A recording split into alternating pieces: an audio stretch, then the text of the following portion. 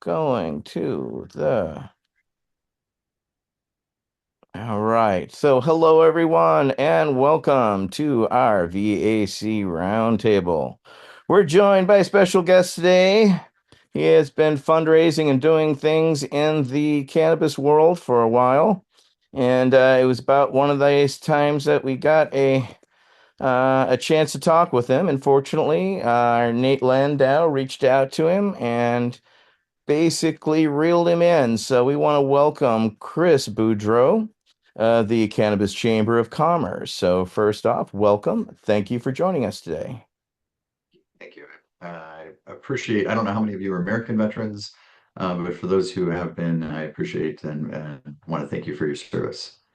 Yeah, we're a group of international veterans. So everybody who's part of our group is a veteran outright. So first off, thank you very much for joining us, and let's get right into it. Our first question, as you can see, it's a multi-part question, but it's a simple one initially. So, how did you originally come to cannabis? It's a tiered question. So, how did you originally hear about cannabis? When did you first try it? And when did you decide it was going to be your life's work?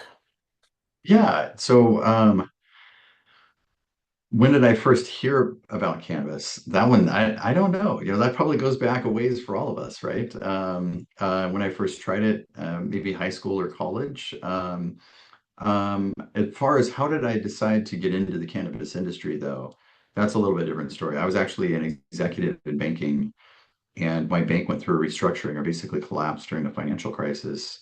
And I was pretty young at the time, relatively, and in a place where I was competing against guys that were much older than me for a job in a job environment where it was very tough in banking for those top positions. About 35% of all banks were out of business. And so I was in a place where I was like, okay, maybe it's a good time for me to start a business. And so I spent a few months looking around at business ideas in 2008. This was a very tough, for those of you that are younger, this was a very, very tough job market. For those of you that were working at the time, you remember it was a very scary time in the economy. And I kept coming back to this idea. And I've been fortunate to be able to predict a number of um, economic events. And I kept coming back to this idea that cannabis was going to become an emerging market. The timing was right for cannabis to start blowing up in a bigger way, that the laws would change and we'd start to see more opportunities. So in 2008, I got in and started developing my first business. Outstanding. All right. So, next question will go to Councilmember Marilyn Mathry. Marilyn. Hi, Chris. With your background in AI-driven customer growth platforms and corporate transformation, how did you leverage data, technology, and excuse me, and narrative strategy to make cannabis businesses more attractive to investors? Question. Unfortunately, it was kind of the other way around. I started in cannabis in 2008, as I mentioned. That was long before anybody thought AI was coming or had any vision that it would be coming soon. But what happened is during my time operating cannabis businesses, and I've had multiple businesses that I've built and sold in the cannabis industry. During that time, I started to see a trend in things that I needed in all my different companies. And at this point, I've had licenses, cannabis licenses in 5 different states with several businesses. And so I started to see that I kept having the same issue in every company. I kept needing technology that would incorporate a CRM, incorporate customer service tools, and incorporate marketing tools. And I felt like AI was coming soon in 2020. So I sold some cannabis companies, and I felt like AI would be coming soon. Another prediction I was making was that I think the AI industry is going to start coming soon, and that we're going to start to see more automation, and you'll be able to see more of these tools incorporated. And so it was actually the other way around. It was my cannabis businesses that led me to start thinking about things more and led me to the thought that I think we're going to see AI um, incorporate these tools. And I actually stepped back. I shut down my AI company last year because the AI is taking longer to develop than I thought. But I think in the next 2 to 3 years, we're going to see companies offering a system where, if you've got a smaller company, you can have a tool that will talk to your customers for you, that will take that information and put it in the CRM, and that will also do marketing for you. So I think let's say it's 2 to 5 years away, probably more like 3 to 5 years away. And I couldn't wait. I couldn't keep paying for everything while we were waiting. But yeah, it was actually cannabis that led me to AI. Right on. Wow, that's an interesting, yeah, you hear of more recent people, getting into AI as opposed to seeing it. So it'll bring up some questions that we're gonna throw your way further on down the line. All right, Michael Crowitz has our next question. Council member. Thank you. Hey, welcome, Chris. I am really fascinated by your last answer. I'd love if you could throw a little more detail in the margins of this answer, but it's sort of, in a way related. You've worked at the intersection of innovation and regulation. How can veteran communities be better represented in policy-driven industries so that their lived experience informs system design? Yeah, that's a good question. And so, in let's say the mid part of my career in cannabis, there was a vacuum in, let's say, 2015 to 2018, where there was good business people needed. You had a lot of cannabis advocates. You didn't have very many, we'll say, seasoned business people in the industry. And so there was a need for support and lobbying with business people. And I got pretty involved at the state level, not really at the national level, but I got involved at the local level in a pretty big way and the state level. So I do have some regulation experience and some policy experience. Um, and I think, how can they get better represented? I think veterans have one thing that there's no other community has, and that is that legislators have such a high regard and great respect, or they should, but it seems that they do. At least as politicians, they talk it up like they do, but have place so much value and respect for veterans that I think as a veteran, you have a little bit more of a window and an opportunity to actually get in and represent yourselves. And so whatever it is, I would say, speak up, speak out, approach your politician, just understand they're humans too. And so, how would you want to approach them? I often see people get excited and activist stuff that we see on TV, right? And they go in very aggressive, and that's not helpful. You're not going to get very far with that, because then it's just going to put them on the defensive. So, as a veteran community, I think you've got a wonderful window. I've known a number of veterans that have done a lot of great work. I know Nate knows Brian Buckley. Is there anybody else on this call that knows Brian Buckley? Yes, he's Okay. part of our group. Yes. Oh, okay. And Brian's a great guy. And I've seen Brian do some great work because he can go in and say he's eloquent, he cleans himself up, and he's got a great story, right, in his military record. But you can get it done just like Brian. I think you just have to go do it. Mike, I'm sorry, does that answer your question, or is that so? Well, I think what we're seeing all too often is kind of two levels. One is you got the sort of activist community that has sort of taken a step back and allowed for paid policy Mhm. individuals from various companies or various conglomerates and whatnot take their place, often either directly training them or handing off the baton on what they were working on, and that's fine. That's good. I mean, we don't need the work, but on the flip side of that, when it comes right down to it, we've tracked like the CANRA, for example, the National Group of Cannabis Regulators. And even though they have a national group, there doesn't seem to be a mechanism to really talk to the regulators in any sort of informed way. I mean, we work in many different states. Many of us have a lot of skin in the game, so to speak. We know how to interact in various states. That's an intractable issue, even for us, working with veterans all over the country, to have an impact in so many places. And we have someone like Kevin Sabet with Project Sam that actually has very well funded misinformation campaigns in every state, sort of chewing at the edges, like entropy of the truth and the evidence base. So anyway, that's the landscape that we're in, and we're just trying to figure out how can we actually get our in a meaningful way, how can we get our experience into this system without breaking our backs to do it and reinventing the wheel? Yeah, yeah. No, I think it's easier than you think, but I would recommend you go direct. I think you've nailed it. There's a lack of lobbying organizations in the industry that would represent veterans in a I think a focused way. I think the lobbying groups that have power and ear are very focused on the people that are supplying them with the most money. The organization I represent, the Cannabis Chamber of Commerce, is not a lobbying organization or an advocacy organization. We're really more of a professional network. Um, but um, but I think you've nailed it. And I think because of that, especially in cannabis, there's not a good group for veterans that I have seen to go through and uh, work work with that group to talk to regulators and policymakers, legislators. No, and to be fair, I'm not saying that there's not a group in the industry that does that. I'm not saying that there's not a group in the industry that does that. I just don't know of any. I've seen some groups in the industry that are veteran focused. I've seen challenges that they've had. I've heard about challenges they've had. I haven't seen them do work that I felt was effective in getting longer term change accomplished. Well, just to follow up, that's one thing that we're also acutely aware of is often the entities that are the most vocal, that are the most effective at self-promotion, have the least, as I said, skin in the game.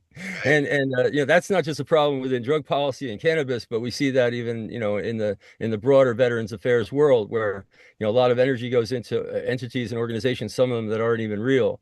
That's a big fraud problem, raising funds based on saying you're going to help veterans. So, this is a systemic problem that we're trying to deal with. But inside the cannabis space, I guess we just thought we'd have it a little bit easier. Well, to a certain extent, we did. That was one reason why you're actually meeting right now with a group of veterans who actually lobbies on Capitol Hill. Because I helped form the National Cannabis Industries Association, I would call in favors and say, hey, can we jump on board? So in 2022 and 2023, we went down to Capitol Hill and we had 26 meetings in a couple of days, Nate, Mike, and I, and you know, we did a follow up the year later, but we found that the politicians aren't so necessarily interested. I mean, they're more than happy to give us FaceTime and the pat on the head, but when it comes to brass, and when things get done, they want to hear us around the access to legislation, but then it moves forward. We've met with the Cannabis Caucus members as when it was, effective. Unfortunately, it's doesn't have an effective leadership at the moment, and they're kind of sitting back idle where it used to actually lead by example. So yeah, we're not sure which directions to head because we've done the direct as well, and it has definitely gotten us traction and has definitely gotten us to what we were lobbying back in 22, which was to have access to, doctors recommending medical cannabis, and we got that across the line this year, only for it to actually be pulled in the 11th hour, 59th minute. So again, unfortunately, by Republicans. So that's one thing that we want and to figure out how to get that over the line and not get the scissor cuts in the middle of the night, which have happened every single time to us veterans. So they're happy to talk with us, but they're not happy really to move forward on legislation that would impact us, unfortunately. But we're going to continue. We're not going to stop. So with that in mind, next up is Council Member Nate Landau with his question. Nate. Hey, Chris, it's great to see you. Thanks for being here with us. My question is, sorry, pulling it up. From a risk and governance perspective, what structure helps protect vulnerable populations such as veterans from exploitation as emerging industries scale? Thank you. Good question. I've worked in a couple emerging markets with where I've been fairly ahead and been able to watch them develop. Um, and I don't want to sound I don't want to sound dismissive, or I don't want to sound evasive is the word I'm looking for. I don't want to sound evasive, but um, emerging markets are new industries, right? Like there's no structure. In fact, usually in an emerging market, you don't have any supporting businesses or ancillary businesses. You just have a couple people starting businesses that would lead the way. And so, unfortunately, there really isn't those structures. It takes a more mature industry to have those structures.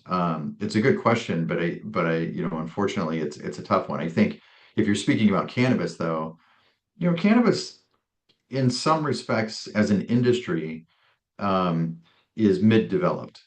As a professional trade, a legal professional trade, it's very new. But as an industry, like if you ask people how to grow cannabis, they have a good understanding of how to grow cannabis now, right? Like this isn't something we're started, and there's companies growing it at mass scale, true mass scale.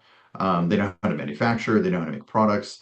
So, for the most part, I think it's a fairly seasoned industry, but as a professional as a professional industry, it's still got some development. And so I'm hoping that we see more of those kinds of things coming into play now. And humbly, in a more mature industry, I don't know how those things are best done other than by great groups like your group.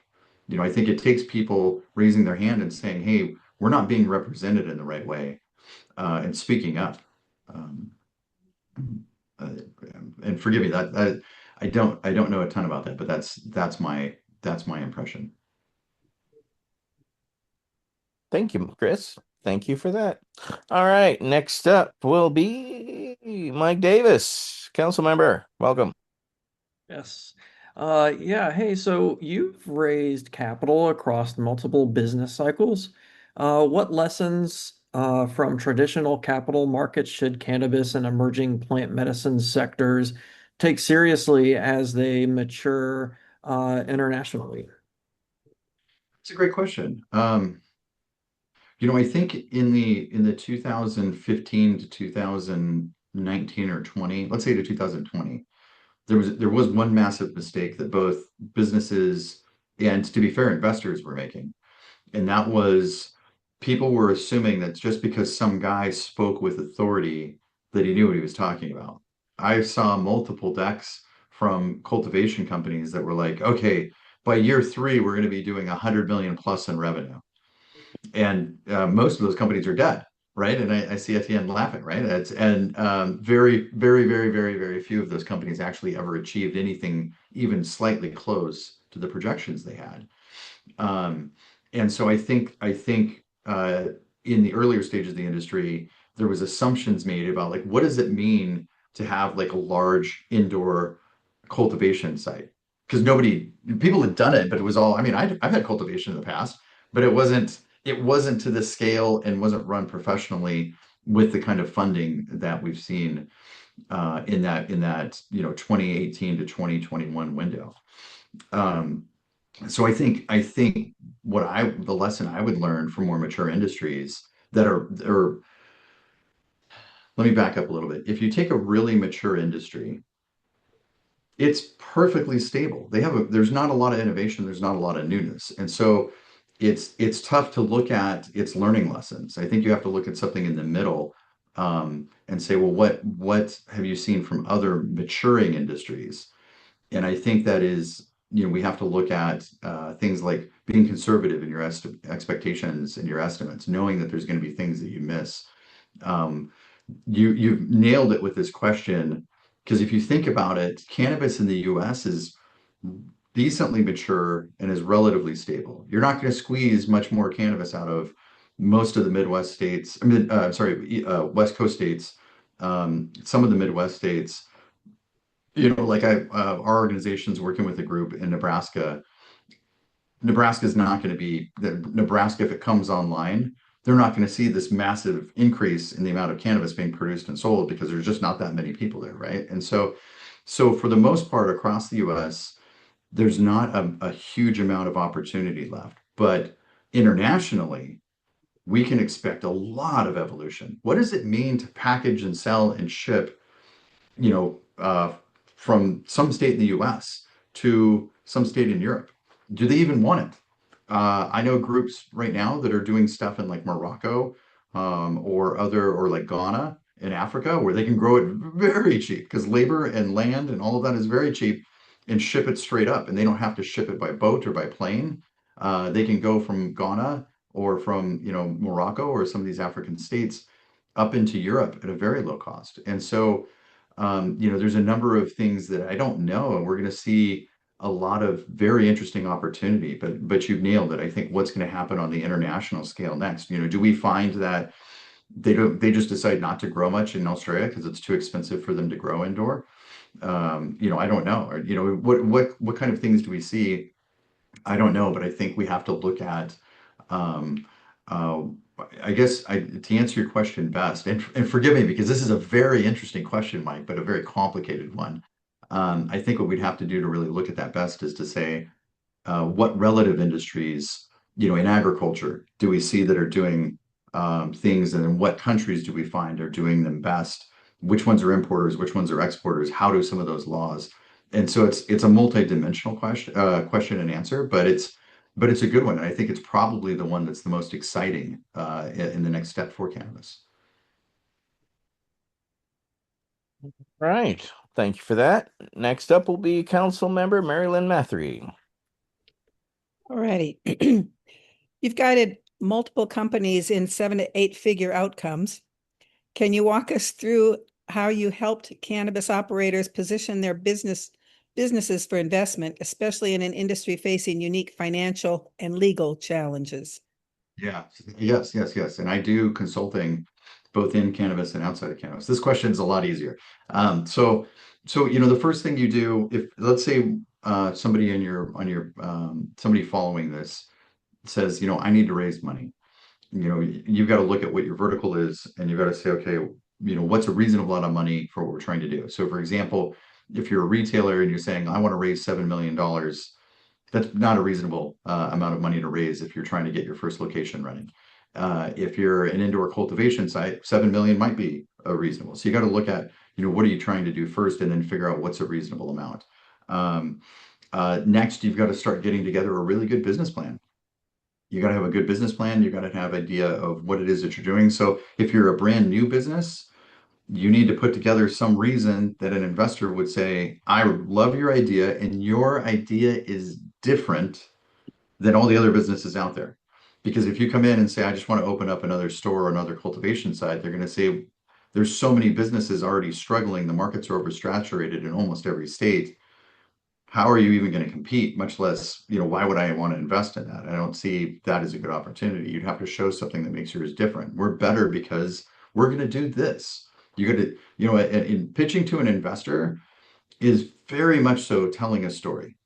What is your story, and why is your story different? Why is your story better? Why does your story tell somebody, I'm going to make a lot of money if I invest in this? I want to invest in this. And if I don't do it now, I'm going to lose my opportunity, because a big part of investing or getting investors is creating that FOMO, making them think, if you don't get into this now, somebody else will, and they're going to make a lot of money. And then you're going to look back and go, you know what? I saw that opportunity and I passed on it, and I invested in these 3 other things and I lost money on all of them. I should have done that.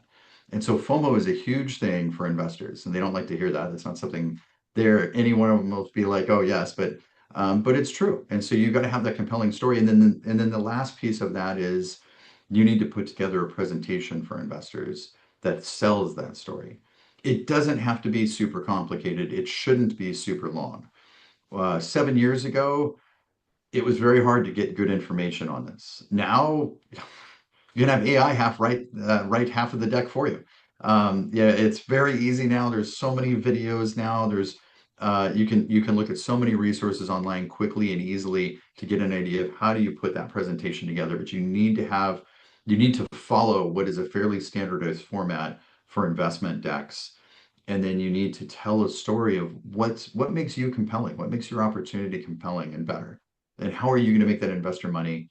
And then the only last piece I would say is, you need to put together some projections in that. And sometimes people need help with that, but you need to put together an outline of how the numbers will line up and make somebody money, whatever it is that you're doing. So if you're looking to start a business, or if you have a business that's running and you're like, I want to open a second location, or I want to expand, whatever stage you're in, if you're looking to raise money, all of those things apply. All right, next up will be Council Member Michael Krowitz, but he has a question for you about Morocco, since you brought up Morocco beforehand, and we actually reached out to Morocco on some information. So, Michael. I take it you want me to ask him about Morocco. So yeah, we went down to St. Vincent and the Grenadines, and went to a multinational sort of Caribbean focused cannabis meeting down there. And That was in October of this past year. Sounds yeah, and terrible. I'm so one of the sorry things, that you had to suffer through that. yeah, work is tough, but you gotta somebody's got to do it. So anyway, one of the more interesting details that came out of that meeting was our friends over there at Transnational Institute out of Netherlands reported that indeed Morocco had set apart a portion of land in their reef uh, valleys there as a sort of designated zone, a protected area for local or indigenous genetics, to try to protect that region from genetic pollution, if you will, of the crops that are used for cannabis products.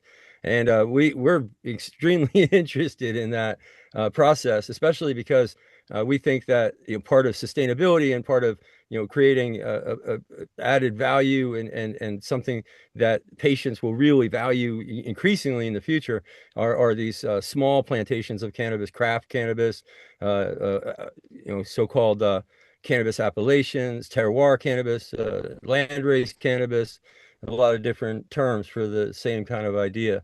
So, but anyway, if you know anything about the Morocco experience, can give us any insight on that. We're really, yeah, very interested. I know a little. I know some people that were doing consulting for the Moroccan government on literally directly. One of them would talk with the king sometimes. But I also know that the politics over there were very, very challenging, and that group has since decided to step back. I would say if your ambition is to learn how to build, smaller sites that were successful, if you go a little bit north of where Nate lives, there's a lot of opportunity to learn that and people that would be, maybe not easily approachable, but more accessible and approachable than people in Morocco. That would be That my. may very well be true. So our question it deals with veteran services, but before I read the question, I want you to open up your mind a little bit. When we say veteran services, we basically there's three different things we're talking about.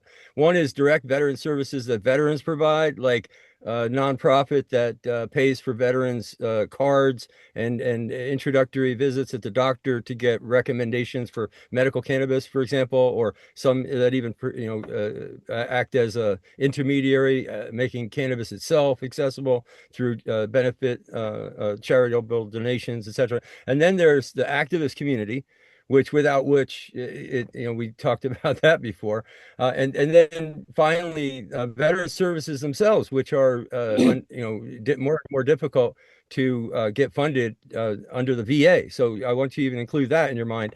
How the better services maybe that aren't available. We've looked at cultivation, horticultural cannabis cultivation as a potential what do you call it, occupational therapy, things like that might be able to be done by the private sector for the VA in some sort of relationship when they don't have the funding and are not going to be appropriated the funding to do that kind of thing. So anyway, all those things I would put in your mind. And the question is then veterans focused nonprofits and advocacy groups often face chronic funding challenges.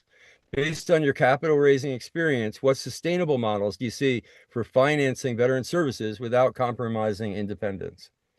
I think that's a great question. I think my a lot of my experience in some of these aspects is limited to just the cannabis industry. I know a little bit anecdotally from other models and from research in other industries, but I don't know a ton. So I'm gonna speak to cannabis specifically. And what I would tell you is if you were to take some time and do some research Not that you would want to, but if you did, you would find that the cannabis industry not only has very much so struggled in a very, very massive way in terms of which is normal, by the way, for an emerging market. It's normal for an emerging market to get oversaturated and then to go through a contraction period.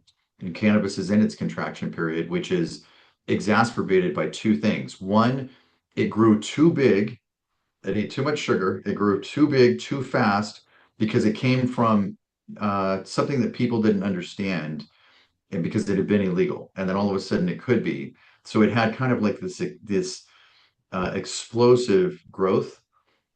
But then it's contracting faster and harder because it's got 280E, this federal regulation and this IRS tax rule where it's very heavily overtaxed.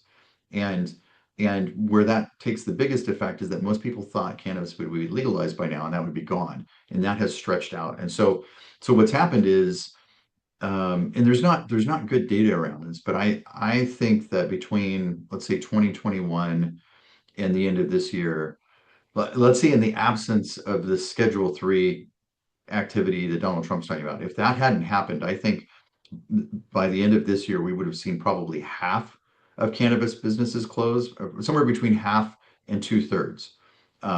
We've already seen so many close. There's not good data about how many opened and closed and how many are still surviving. But I have a feeling it's probably like 60% that we'd see. Conservatively, I'm going to say 50%, and maybe as many as 70%. Now, what the effect of that is nobody has money. Nobody has money. And Etienne, you'd mentioned you were a founding member of NCIA. Did I hear that correct? That is correct. Yes. That's amazing. That's amazing. So I don't need to tell you the story though of how MCIA is doing, right? NCIA, which was Well, the same thing as I created Americans for Safe Access amongst others. So, yeah, it's very hard to be a nonprofit out there because everyone's struggling. And then to be a cannabis nonprofit, I mean, Mary Lynn Matthews does Patients Out of Time. She has her own nonprofit, and they just held a conference last year and spent more money than necessarily they could bring back in because people are so used now to going virtually that to show up in person is something that's a challenge, right, Mary Lynn? Yep. So it's a reality, for everybody. And you hit the nail on the head. People had all these grandiose expectations, and they all kind of lived off of the prohibitionist mindset of that prohibitionist dollar, right? They all thought that, oh, that $4,000 a pound that was happening in the underground is going to happen to me, and that's why. You talked earlier about those companies that had these outlandish projections that you saw me laughing, guffawing at, right? Because my 10-year tenure at the NCIA, I watched people literally come and go along the way each tenure, you know what I'm saying? And as people came in with, pie in the sky ideas, but, which it always makes me wonder is how a small dispensary like myself, after 26, going into our 27th year, can continue to survive in the overregulated, overtaxed market. And it's very, very challenging for us, because there's a saturation now because my cities and saw that the tax money that I was bringing in got so excited they figured, oh, well, I'll bring in three other dispensaries in the city and make even more money. And like every municipality, what did they find out? Oh, they found out that the money then spreads out evenly. It doesn't all pool and become, massive and everywhere. Maybe if we were still the only six dispensaries in America, yeah, sure. But, that's been since 2000. So, now there's over 10,000 dispensaries, right? So on top of that, there's an inclusion of people, places, and access that we never thought possible. So we're not happy with this child that we raised. He's kind of an asshole, and we have to kick him in the butt constantly right now. And he kind of stole all our money. He went literally into the fucking back room and into our closets, took all the money, and now we're all standing around going, "Well, look at this fucking asshole we raised." You know what I'm saying? And yeah, this is where, the venture capitalists became the vulture capitalists that sucked a whole bunch of money out of people. I mean, don't they made a lot of money. I mean, people did well, don't get me wrong. Some people are sitting on some islands, enjoying, polishing the fins on their sharkiness. So I think it was a bloodbath, and I think it's going to continue to be so for some time, at least here in California, and without any cohesiveness nationally. Biden started the rescheduling.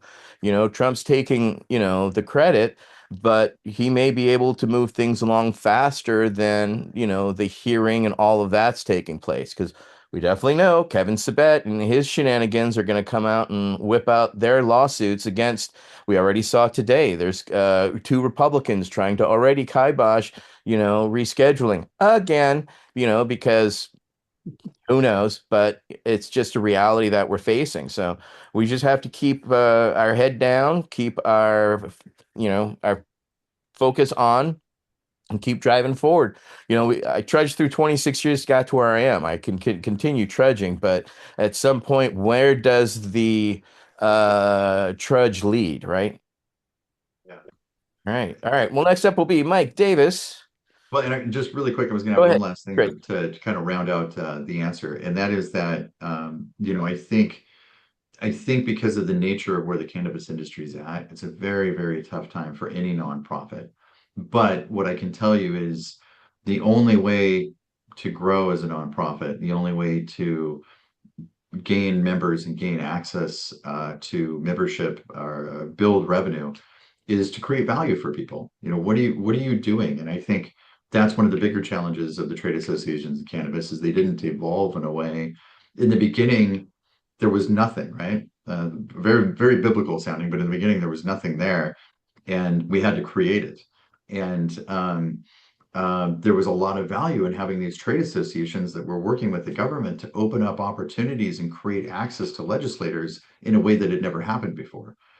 But then we hit 2020 and you had a number of states, you had 2021, 2022, you have all these states that already have it, and they were still just kind of doing the same thing. They didn't evolve their business model as things changed, and they weren't creating value. And so that's why I think they've struggled. Whatever you guys do, whatever any other group does, if it's a veteran focused group, you have to figure out who are you creating value for, and what is that value that you're creating for them. And if you can find that, then people will come. You have to build it, and it's got to be strong.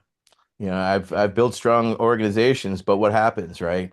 Those good people drift, go, or they get pilfered. We saw good activists jump into the hemp field, and there were few and far between. And then we saw it get saturated with, pardon me, diluted very consistently, very quickly. And that's where we saw the water get so clear that the sharks came in for sure. All right, next up will be Mike D. That's me, Mike D. So, I like the Beastie Boys. uh, so before you yes, apologize, I've been sick, so it's difficult for me to kind of speak a little. So, No um, worries. before you came on, Nate was, we discussed, about your background, and I was kind of very excited and very interested to hear about the, Chamber of Commerce, Cannabis Chamber of Commerce, and everything. I'm retired, medically retired Army after 15 years, and one of my things that I did in the Army, I was an Army recruiter, and part of that being an Army recruiter, recruiting business, I would go and visit like chambers of commerce and stuff, and work with them. Um, so I'm kind of fascinated about the whole cannabis chamber of commerce thing, um, and how it kind of operates. And for the question that I have for you, is kind of what motivated you to start the cannabis chamber of commerce when when there were already many cannabis organizations, and they were on the decline. And then kind of as just a little bit more to kind of add to that, as someone who's kind of worked with Chamber of Commerce's in the past, how does your kind of cannabis Chamber of Commerce is there some sort of parallel with kind of like a normal Chamber of Commerce? Um, yeah. No, thank you. Thank you. It's a great question.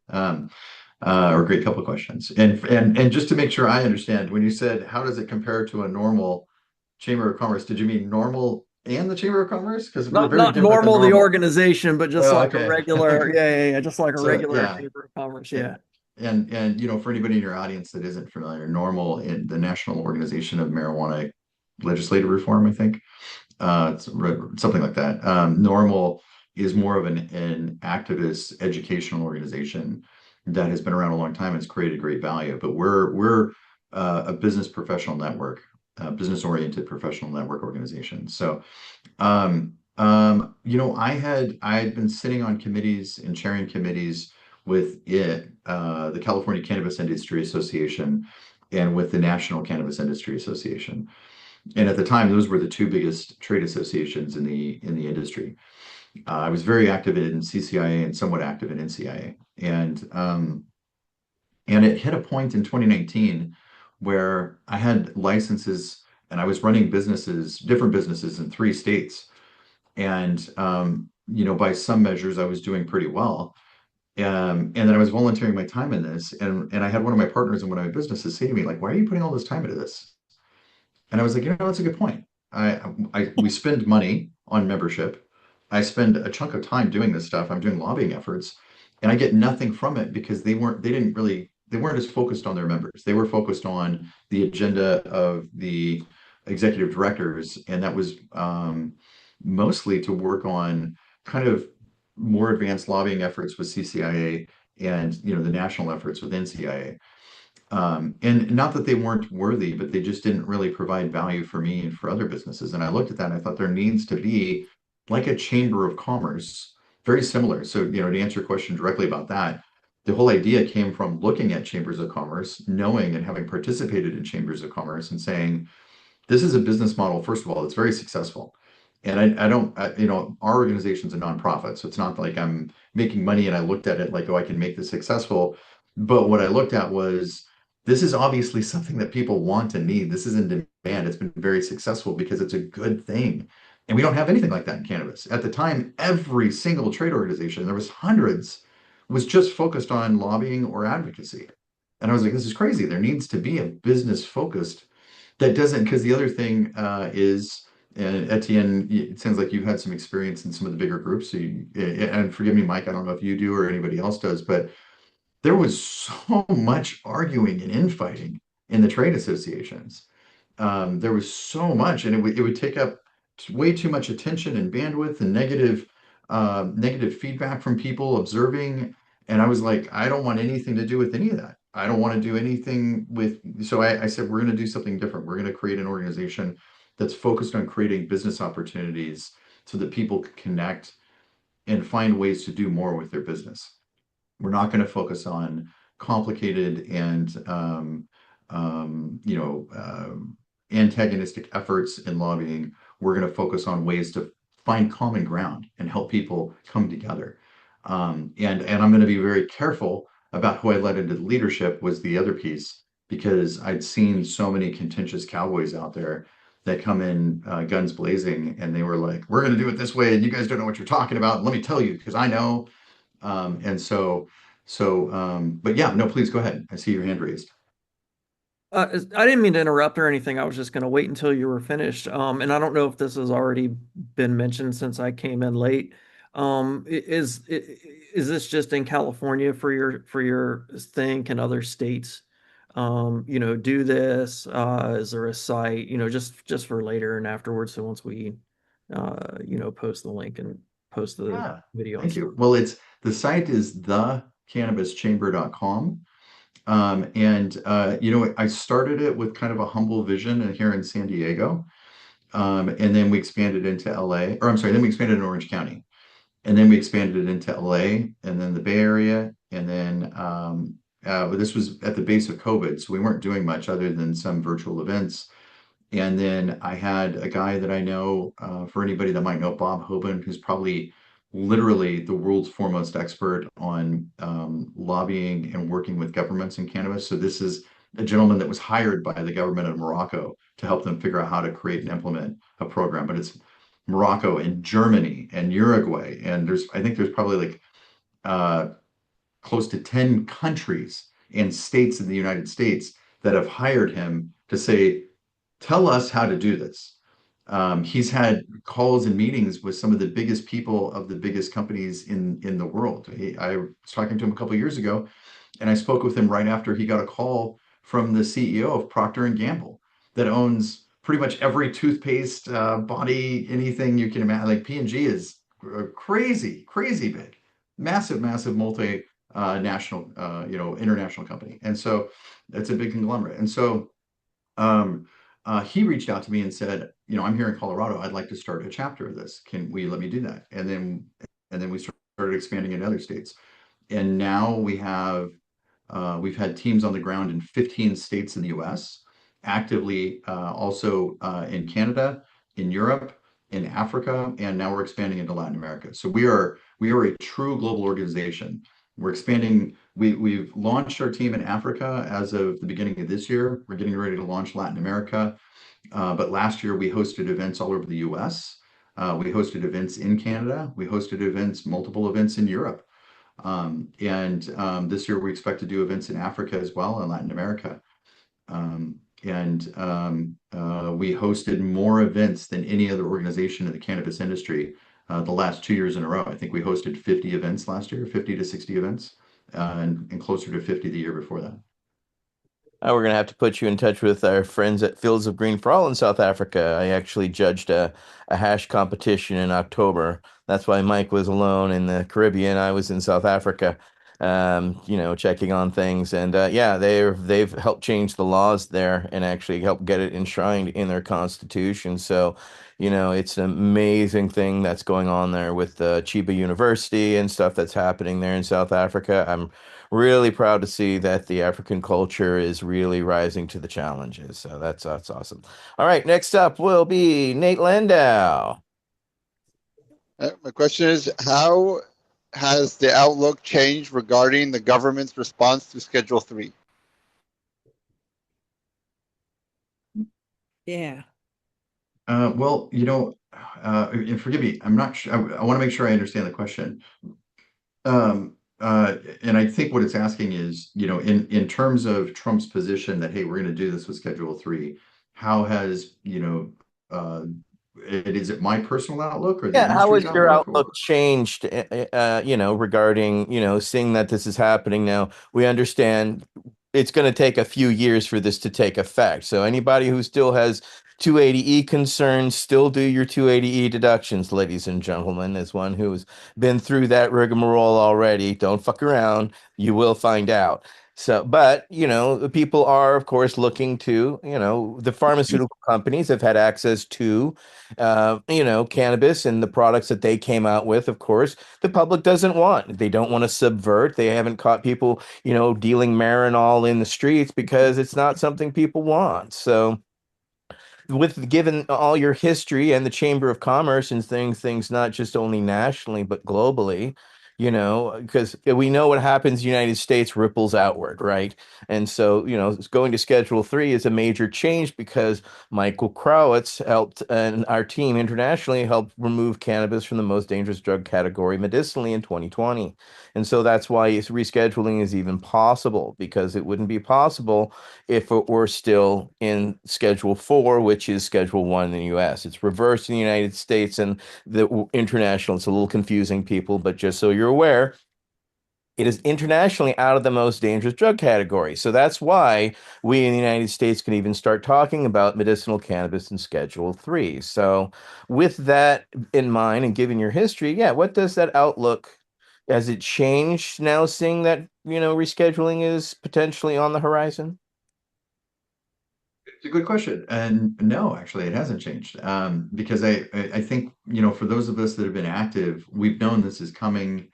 It's never been a question of if, it's just been when. And I think most of us expected it to change within the last year or two. Biden came in with talk about how he was going to do something, and he just kind of went out with this like, oh, let's just change cannabis. And that's kind of how he snuck out the door with not a whole lot of accomplishment. And so But I've known it would. I felt strongly that it would come. I felt strongly that it would come within, sometime in the next couple of years, if not for sure at the latest the next presidency, because we continue to have states become recreational. So at some point, it just doesn't even make sense. You're like, okay, well, we have 24 states and I think 46 states that have medical, 26, 24 recreational, about to be 25, and something like 46 that are medical. And when you say, okay, almost the entire US is flagrantly flaunting that they just don't care what the federal law is, then maybe it's time for them to say, okay, well, we got to reevaluate this. Um, the only thing I would add to that color wise is the one thing that has changed in my outlook over the last, let's say, 3 years, 4 years, is in 2022, I started working on my hemp business. And in doing that, and in doing the research, I started understanding the opportunity there and the loophole in the Farm Bill and what that presented. And it became clear to me that there needed to be, we had two different sets of guidance, and there needed to be, when there's this shift, there needs to be comprehensive legislation. So what I think a lot of people don't think about is, okay, you go through Schedule 3, and how does that affect hemp? Well, how could it possibly be that legislators say, okay, look, we're going to look at all of this. We're going to look at it in detail. We're really going to evaluate what's going on in the US. We're going to have to come up with laws and regulations that make sense, that appease states. Because otherwise, what's the point? I hear people say, oh my gosh, they're going to do this and it's going to turn everything back. And all of a sudden, all these states are going to completely change. And I'm like, well, why would they? And they say, well, because, Chris, you don't understand. This is going to be the federal law. I'm like, there's already a federal law that says you can't do anything, and they're doing it anyway. What do you think? You think they're going to be like, oh, we don't want to break the law? Okay, well, we'll just, what people are missing is California makes a lot of tax revenue from the recreational cannabis market. California and every other state in the US is struggling with their budget. You think they're going to roll over and be like, okay, yeah, let's just get rid of it now. Now that we've created all this infrastructure and we've hired government employees and we have departments that regulate and monitor this stuff, and we make a ton of tax revenue from it, we're just going to roll over and throw it all away because the federal government is a little bit closer to having it the way we have it. I just don't see that happening. And I could be wrong, but I don't see that happening. But what I do see happening is that they're going to have to be very careful about it at the federal level. They're going to have to be smart. They're going to have to look at, like, okay, how do we do this in a way that works with states? Because it's just stupid if they don't. It's pointless. It's completely pointless if they don't. And and when they do all of that, they're going to have to look at it and go, well, okay, so we have regulated cannabis here, but then we have hemp cannabis over here. But the product's the same, but we have two different sets of laws. Okay, well, if we're going to create a set of laws and regulations to regulate this, to oversee it and have a legal framework, how do we do that if we don't incorporate everything? And so that's the only thing that's really changed in the last couple of years for me, is the perspective that, like, now you're going to have this comprehensive set of legislation. But at the end of the day, it's the same thing. I think it's just what they didn't put into the rule book before, and that was any cannabinoid that's Delta 9, or any Delta 9 that's sourced, any Delta 9 cannabinoid that's sourced from any plant. Don't care what the plant is. Shouldn't matter. If it's Delta 9, it falls under these regulations. If it's, and so for those of you, I hope I'm not getting too technical, but I hope that makes sense. No, we do technical. Okay. Okay. We work at the national and international level. We usually talk. We're used to talking over people in the sense of we're dealing with high level things. People don't understand the treaties or how the treaties even bind cannabis, right? And this is the field that we play in, and we have savants that play in, and intelligence people that play in. So we understand and completely. You're one of us. We're one of you. You're dedicated. You don't you come from more of the normal world where a lot of us, we're all veterans, so we all follow cannabis in our own way. But yeah, we see you as one of us as well. You've taken the hits, you've decided to go out and lead, as well as stepping out of your comfort zone, right? Everybody is so happy to sit on their couch and complain and quarterback everything. It's another thing to step out and do something. And as you said earlier, then you got to deal with the egos, right? NCIA, absolutely. We lost a year because of an investigation and infighting and all of that because, people just can't get along and egos and money. And yeah, that's one of the reasons why we don't have money in the Veterans Action Council. We don't have dues. We don't deal with money because money kind of corrupts things a bit. And we've all been involved in nonprofits and organizations where that was the case. Having hierarchies, right? We saw that in the VFWs and American Legions, which leads to factionalizing, etc. So, we have to unlearn a lot of what we have learned. And, you've done so in the financial world. That's opened up, people, potentials, and ideals. You've seen people grab that brass ring and you've watched people just kind of stare at it and kind of observe it, at the same time. It's a humans are a fascinating, observation, and then you get them involved with cannabis and all bets are off. So but thank you for your dedication as well as seeing the holes as well as seeing the problems, and that's one of the things we veterans are taught, adapting and overcoming. And that's what the Cannabis Chamber of Commerce has done. You've adapted to the situation that you're in. You've looked at the problems and the fuck ups that everybody else has done, and you've realized, we don't need to go that route. So respect to you, respect to y'all, and what you're doing. So next up will be Marilyn Mathery with her next question. All righty. Let's go globally a little here. From a capital and risk perspective, how do international treaty constraints and regulatory uncertainty affect long-term investment decisions in cannabis and plant-based medicine? Question's interesting. So this is there. I almost asked you guys to maybe take this out because this is the one I know the least amount, but I do have, I think, an important answer, and that is, we're looking at in this question, we're talking about, hey, these are the rules. How does this get affected as cannabis goes international? And I think the reality of it is what is in place in the rules now isn't going to be what the rules are in the future. So I don't have a long answer on this one, but I think the reality of it is the rules and the laws are going to have to change in a way that we're not quite sure of. Does the U.S. decide to allow exports into any country, or does it allow imports? Do a lot of countries allow imports? If so, is there tariffs or taxes? If so, does our current administration affect that as we continue to attack other countries with tariffs? Do they say, no, we're not going to even allow your cannabis? Or if we do, we're only going to allow it with very heavy taxation. And so that's a very complicated thing that's going to evolve, I think, in a bigger way, and it's difficult to predict. Michael Crowitz, and then I have a little thought on that. Michael? Yeah, so in a nutshell, I mean, you don't really have to get deep into the weeds of the actual agreements to kind of know where we're coming from here. I think just by looking at the fact that you've got the way that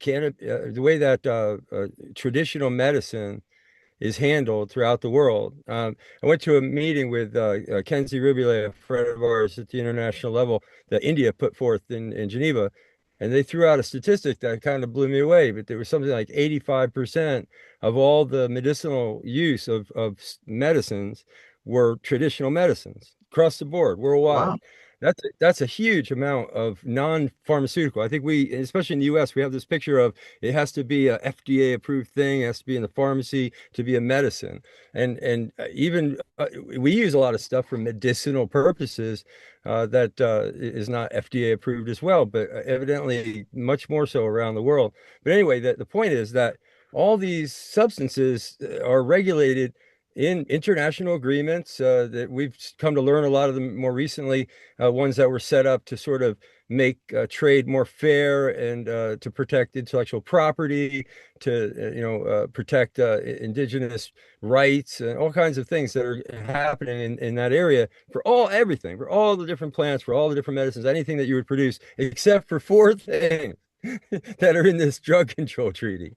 It's like these things have been exceptionalized out into their own category. They should and they do absolutely have to follow all those rules as well. But then we have that extra hoop of the fact that it's controlled, and you have the looking over your shoulder of kind of this menacing drug war that people have come to be almost captive by. We had people in our ranks telling us, well, what are we going to do? You'll love this one. What are you going to do when cannabis is rescheduled? We lose our Schedule 1 protections.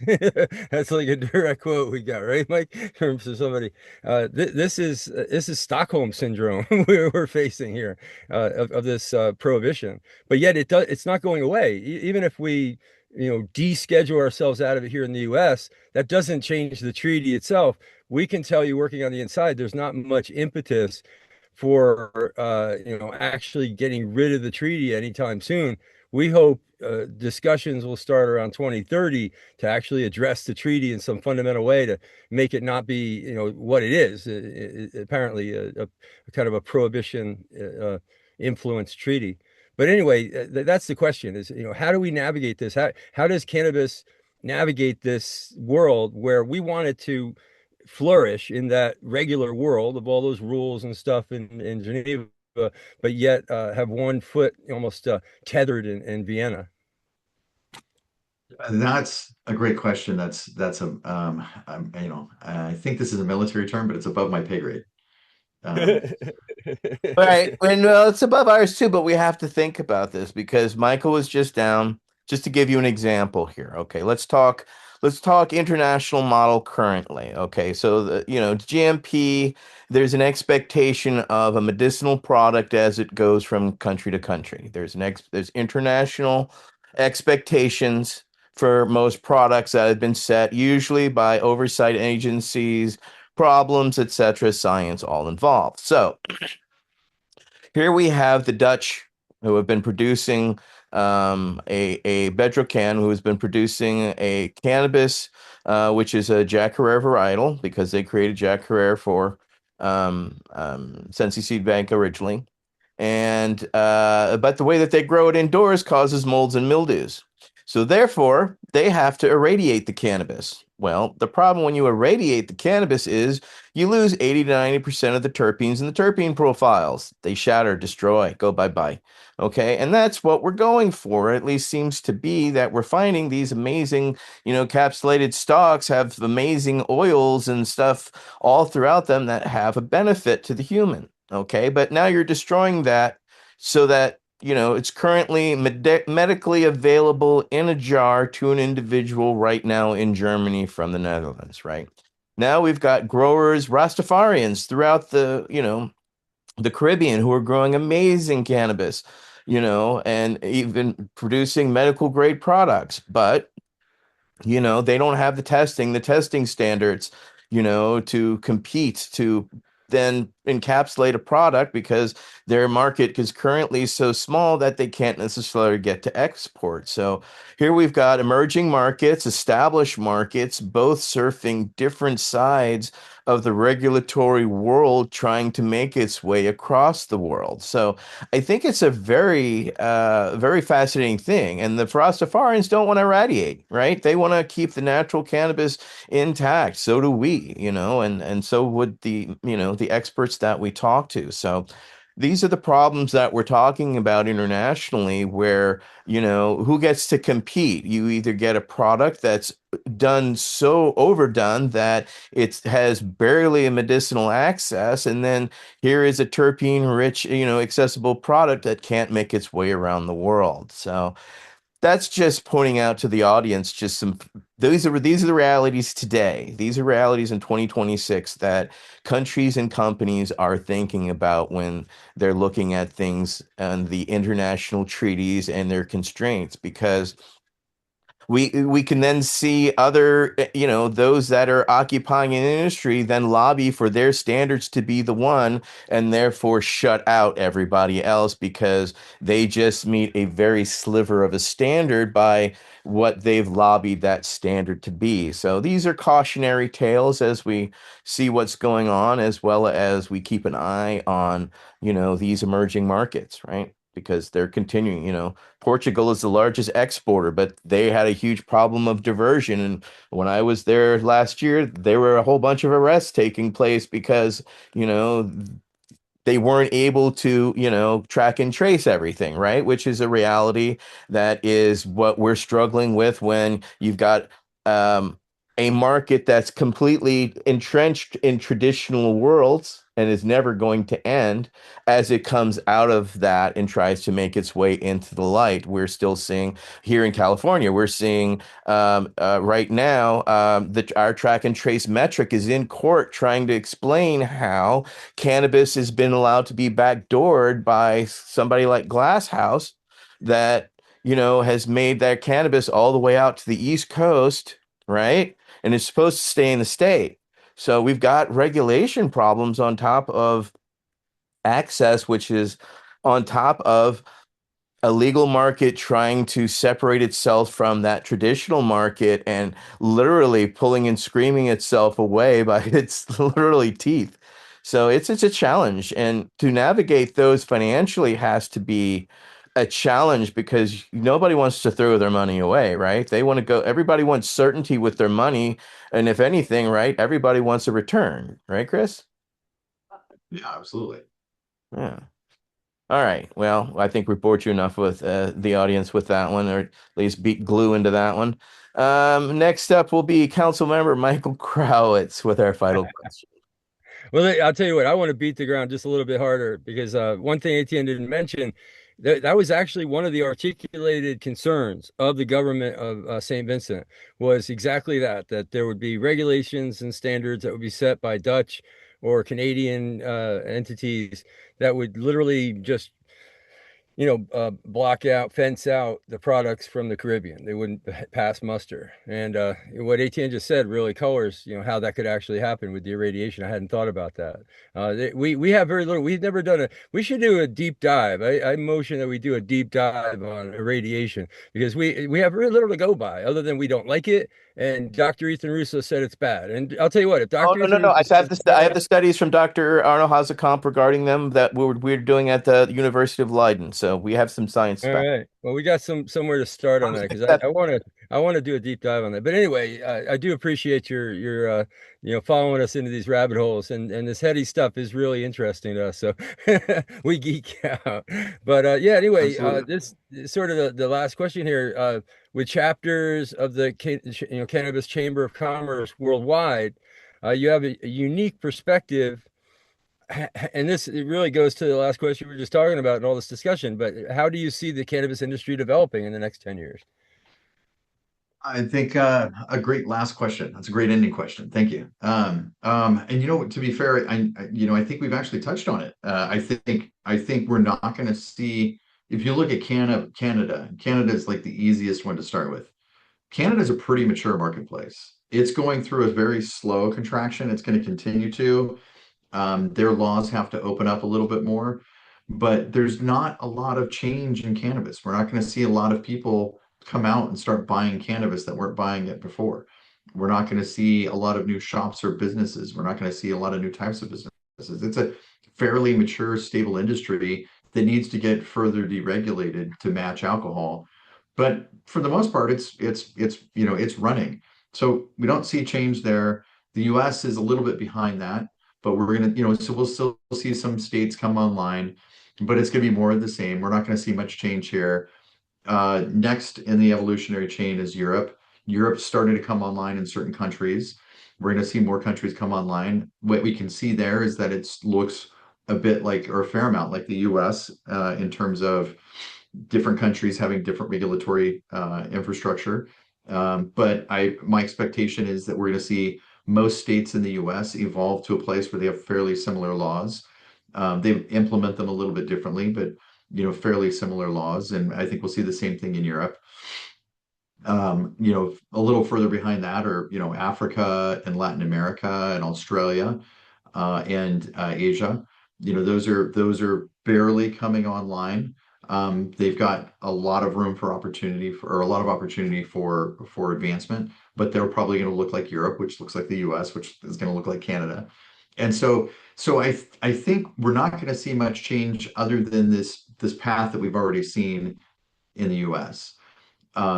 Other than where we will see change is what happens globally. Like, how does this get traded? I've talked to people, I've known people that have started businesses in Colombia, in other parts of Latin America, in Africa, thinking like, oh, we're going to ship it we're going to ship it for free or can't, right? Like Canada, that was their plan in Canada is we're going to grow all this cannabis for cheap and then we're going to ship it to Europe because everybody's going to want to buy Canadian cannabis for a lot of money, and which doesn't make any sense, right? Does it make sense if you can grow it for really cheap in Colombia to ship it like coffee? I don't know. Or does it make more sense that it's competitive from Africa because they don't have to ship it really? They can just truck it up.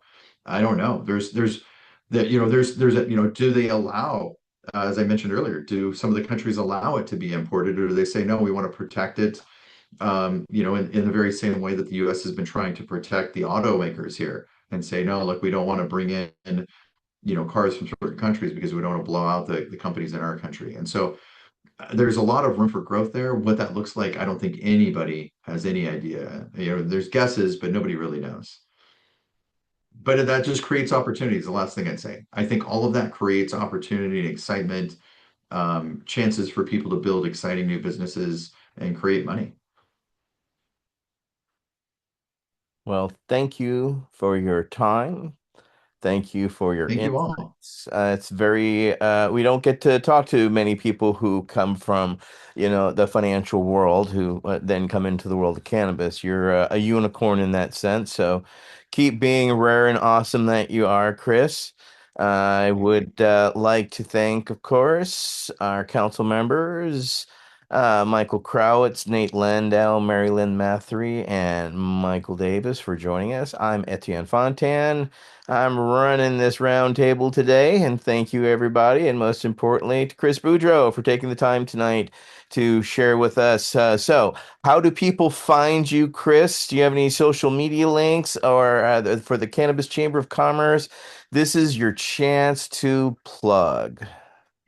Please go to thecannabischamber.com and learn more. I'm very excited. We just launched two things. One's a free job board for any businesses in the cannabis industry around the globe. They can post jobs.